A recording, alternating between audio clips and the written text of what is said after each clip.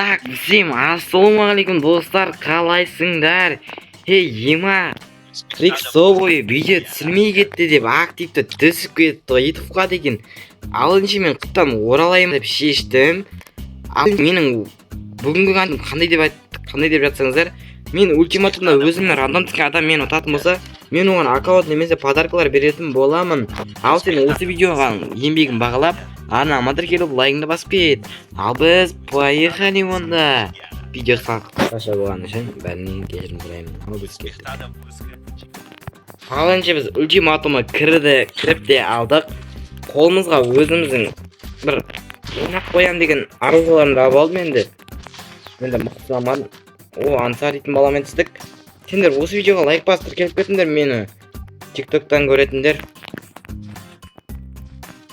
А біз бұл балаға үстіріп, қысай деп ойнап жүріп бермесек, бұл бала тығылып отыра бердік. Онда біз күтеміз онда. Сендер просто мен сұрарым, арнаға тіркеліп лайк басып кетіңдер. Десе подписчик жектіңіздер. Мәна басыңа жатсе бауырам, шығып кетсең аккаунтын айырып қаласың. Видео тұрып істейтін эмоцияны осы енді. Оған тек не дейміз, көзге келейміз. Мә саған кән балақай шықсай, балақай.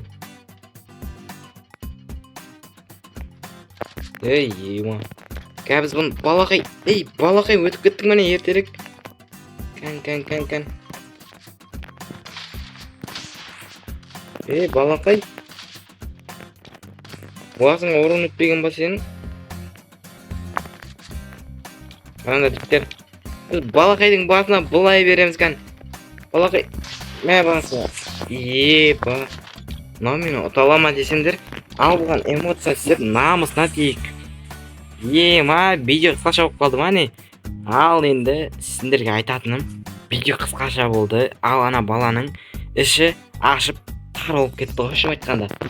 Ал сен давайте сендермен болған мен Рикс. Арнаға тіркеліп, осы видеоға лайк басып кет. Ана баланы өзі арып қалды аккаунтта.